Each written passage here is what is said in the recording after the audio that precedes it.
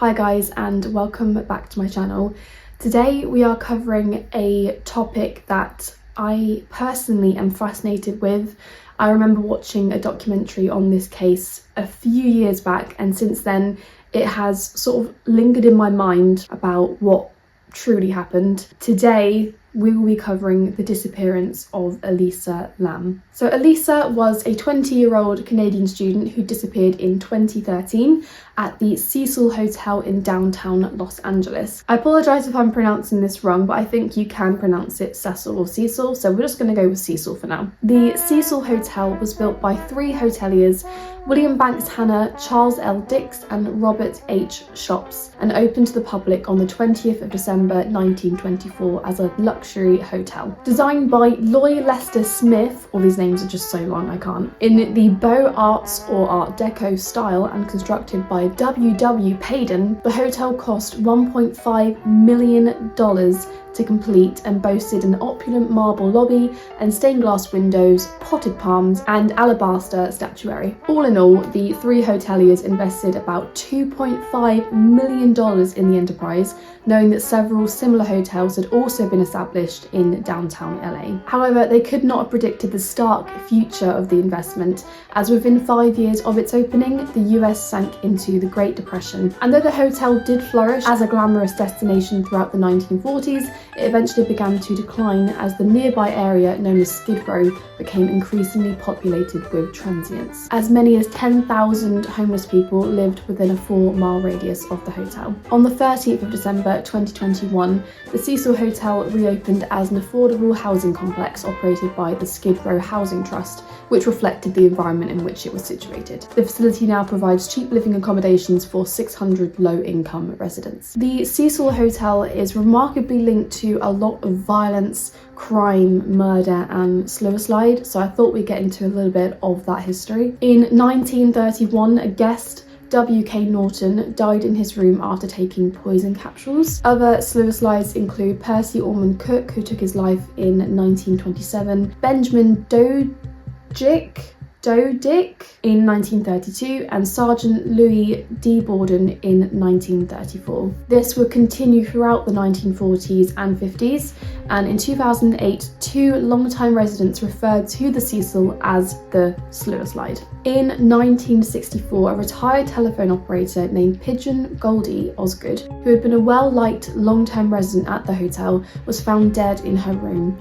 She had been raped, stabbed and beaten, and her room was ransacked. I don't want to butcher this next name, but Jacques B. Ellinger was charged with her murder because he was seen covered in blood roaming the streets close to the hotel, but was later cleared as a suspect. This murder still remains unsolved. Then in the 1980s, the hotel was the temporary residence of serial killer Richard Ramirez, also known as the Night Stalker. Ramirez stayed at the Cecil for a few weeks, in which time he reportedly committed 14 murders. So we can confidently say that the hotel was not a stranger to violent acts. Let's now talk a little bit about Elisa Lam, the victim in this case. Born on the 30th of April 1991, Elisa Lam was the daughter of immigrants from Hong Kong. Lam's family immigrated to Canada, where they opened a restaurant in Burnaby, British Columbia. Lam attended University Hill Secondary and then after the University of British Columbia. In the 2010s, Lam began writing a blog, and over the next couple of years, she posted pictures of models and wrote accounts of her life, including her struggle with mental illness. In January 2012, Lam posted that a relapse at the start of the school term had forced her to drop a few classes, and it left her feeling so utterly directionless and lost. Lam worried that her transcript would look suspicious with so many withdrawals and that she may not be able to continue studying and attend graduate school. Lam had been diagnosed with bipolar disorder and depression, and she had been prescribed several medications for this. According to her family, Lam had no history of suicide attempts, although one report claims she had previously gone missing for a brief period. Lam had a history of not taking her bipolar medications and on several occasions suffered hallucinations that would cause her to hide under her bed for refuge. She was hospitalised at least once for one of these episodes. Let's now move on to the trip that Lam took to California. Lam travelled alone on intercity rail and bus services. She visited San Diego Zoo and posted photos taken there on social media. Then on the 26th of January, she arrived in LA. Soon after, she checked into the Cecil Hotel. Lam was initially assigned a shared room on the hotel's 5th floor, but her roommates complained about what the hotel's lawyer would later describe as certain odd behaviour, and Lam was moved to a private room after 2 days. According to Amy Price, the manager of the Cecil Hotel at the time of Lam's disappearance, Lam was leaving notes for her roommates that said "go home and go away," and would lock the door to the room and require a password for entry. A few days before her disappearance, Lam attended a live taping of Conan in Burbank, but was escorted off the premises by security due to disruptive behaviour. Let's move on to the disappearance. Lam contacted her parents in British Columbia every day while travelling up until the day she disappeared. The last day of January 2013 was the day Lam was scheduled to check out of the Cecil Hotel and leave for Santa Cruz. After her parents did not hear from her, they called the LAPD and her family flew to LA to help with the search. I do find it really odd that Lam was only reported missing on the 8th of February, which was over a week after she disappeared. That is really a long time to wait until you decide that a person is missing. It's usually 24 or 48 hours after, I believe, but over a week is an incredibly long amount of time. Hotel staff who saw Lam that day said she was alone. Outside the hotel, Katie Orphan, manager of the last bookstore, was the only person who recalled seeing her that day. Quote, "She was outgoing, very lively, very friendly." While getting gifts to take home to her family, Orphan told CNN, quote, "She was talking about what books she was getting and whether or not what she was getting would be too heavy for her to carry around as she travelled." Police searched the hotel to the extent they legally could. They searched Lam's room and had dogs go through the building, including the rooftop, but the dogs were unsuccessful in detecting her scent. "But we didn't search every room," Sergeant Rudy Lopez said later. "We could only do that if we had probable cause to believe a crime had been committed." On the 6th of February, a week after Lam's last sighting, the LAPD decided more help was needed. Flyers with her image were posted in the neighbourhood and online, which brought the case to the public's attention through the media, which is kind of what you want in this situation. You want people to just absolutely know her face across the nation, right? Just in case there was some kind of foul play, just in case she was kidnapped, anything could have happened. This leads us to the infamous elevator video. On the 13th of February, so a few days after Lam had been reported missing, the LAPD released a video of the last known sighting of Lam, which was taken in one of the hotel's elevators by a video surveillance camera on the 31st of January. The video lasts for about 2.5 minutes, and Lam, alone, can be seen making unusual moves and gestures. She appears to press every button on the elevator panel, peers into the hallway, then leaves the elevator at one point while its doors remain open. When the doors fail to close after she returns, she leaves the elevator. When I saw this video, I think I saw this video before I even watched the documentary. Yeah, because it was years ago. My first thought, because I didn't know the history of her having bipolar disorder and mental health issues, I initially thought there's something going on here. There is someone that is stalking her, that is chasing her. Something along those lines was happening. And a part of me still believes that. Something is just not right about that video. And I will stick to that to this day. The video drew worldwide interest in the case due to Lam's strange behaviour. It was reposted widely, including on the Chinese video sharing site Youku, where it accumulated 3 million views and 40,000 comments in its first 10 days. Many of the commentators found it unsettling to watch. Several theories emerged to explain her actions. One was that Lam was trying to get the elevator car to move in order to escape from someone who was pursuing her. Others suggested that she might be under the influence of ecstasy or some other party drug, but none was detected in her body. When her bipolar disorder became known, the theory that she was having a psychotic episode also emerged. So that's exactly what I'm saying. When I had no idea that she had some kind of mental illness, that was never a thought in my mind, but we only sort of cling to that theory, or at least propose that theory, if we know that fact about someone. And I'm not saying that that's not the case, but I do think we need to explore every single avenue when we look at cases like this. Other viewers argued that the video had been tampered with before being made public. Besides the obscuring of the timestamp, they claimed parts had been slowed down and nearly a minute of footage had been removed. This could have been done to protect the identity of someone who otherwise would be in that video, either related or not to the disappearance. Yeah, I don't know, that is possible, I guess. But I'm not a video expert, I wouldn't know how to look for those things, but I guess people have spotted discrepancies within it. It does beg the question that someone was involved with her disappearance and her death. One of the more crazy theories out there is that Lam was playing a Korean elevator game. Some people believe that Elisa was playing a game that requires a player to press different buttons in the elevator in a specific order that unlocks another dimension. Little far-fetched. I think we need to reel it back in with the theories. Let's talk about how the body was discovered. During the search for Lam, guests at the hotel began complaining about low water pressure and tap water that was brown and had a strange taste to it. Then on the morning of the 19th of February, 19 days after Lam was first reported missing, a hotel maintenance worker named Santiago Lopez found Lam's body in one of the 4 tanks located on the roof, which provides water to the guest rooms, a kitchen and a coffee shop. Through the open hatch of the 1,000-gallon tank, he saw Lam lying face up in the water. To retrieve the body, the tank had to be drained and cut open since the maintenance hatch was too small to accommodate equipment needed to remove Lam's body. On the 21st of February, the Los Angeles Coroner's Office issued that Lam's death was due to accidental drowning, with bipolar disorder as a significant factor. Like I said earlier, I don't want to say that this is such an easy conclusion to make about how she died, but it is drawing extremely heavily from that part of her life. So I don't really know how I feel about that.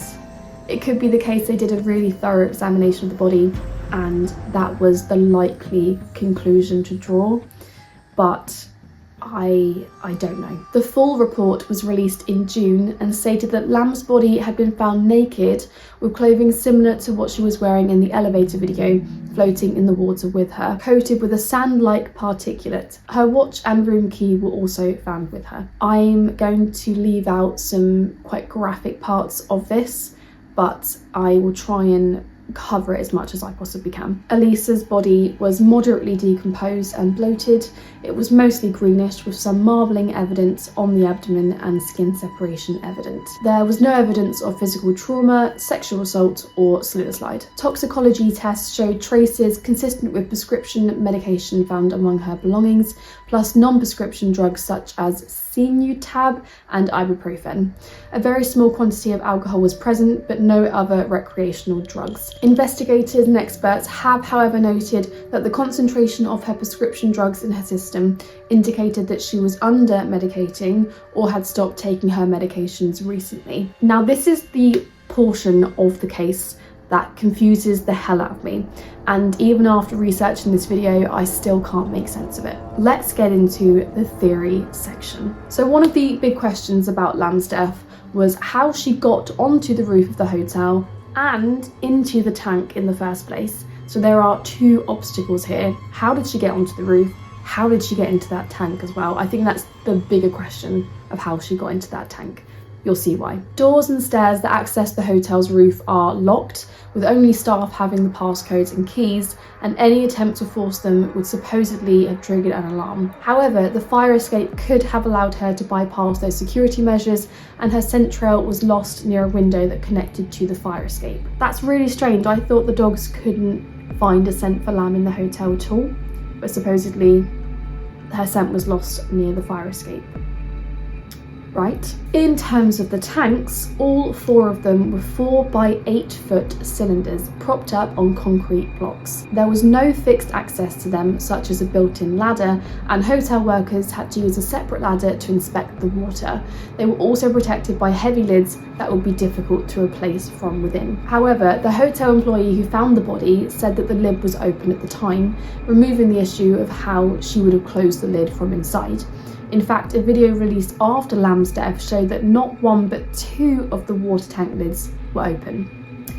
I find that a bit weird, especially since that is drinking water for the hotel, why would you leave them open for things to just drop in there?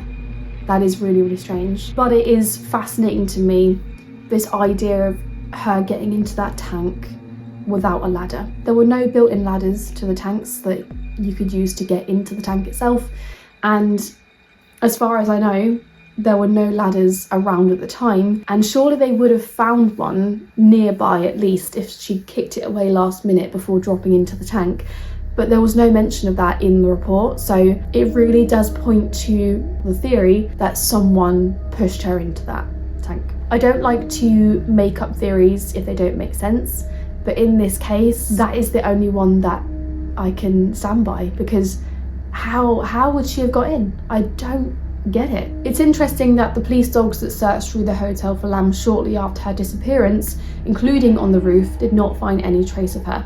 That's what I was saying earlier. The fact that Lam's body showed very low level of prescription drugs in her system and the number of pills left in her prescription bottle suggested that she was under medicating or had recently stopped taking her medication for bipolar disorder, which some suggest might have led to a psychotic episode. However, the autopsy report and its conclusions were also questioned based on the incomplete information. Suspiciously, it does not say what the results of the grape kit and fingernail kit were, or even if they were processed. I don't want to get too graphic here, as I said earlier, but there were also records of pooling of blood underneath the skin down below, which some observers suggested was a sign of sexual abuse. One pathologist noted that it could have also resulted from bloating in the course of the body's decomposition. With all of this contradictory information, the coroner's pathologists were doubtful about their conclusion that Lam's death was accidental. After her death, Elisa's Tumblr blog was updated, presumably through Tumblr's queue option that allows posts to be automatically published when the user is away. Her phone was not found either with her body or in her hotel room, so it begs the question of whether it was the Tumblr queue feature or the actions of a person using her phone who could have been related to her death or just a thief. So my thoughts on this case are primarily due to watching that CCTV footage back when it was released, or maybe a few years after, and then watching that documentary, which I think increased my interest in this exponentially. There are just so many unanswered questions in the case that it does border on suspicious. I mean, not just border, but I think there are clear signs of foul play here. While the way Elisa was found is incredibly interesting, it's the CCTV footage in the elevator that gives it the eeriest feel. When you look at that footage, you can see that she's possibly hiding from someone or trying to get away from someone pursuing her. The frantic nature of her pressing the buttons just gives me a really bad feeling, and the fact that she went missing after the video was captured makes the case even more suspicious. But as other people have mentioned, Lam did suffer from mental health issues, and this just as well could have been the consequences of her not taking her prescribed medication. The way Elisa was found is extremely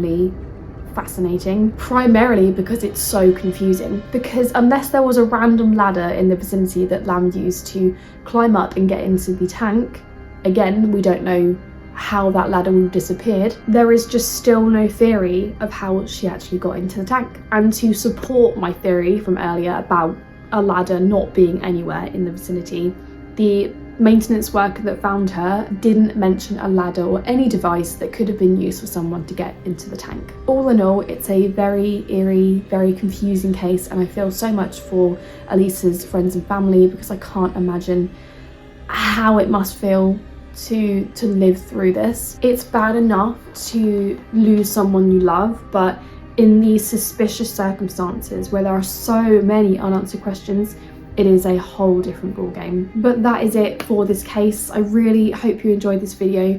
Please leave any theories in the comments that you have. I'd love to hear your thoughts. Thank you so much for watching, and until next time guys, take care.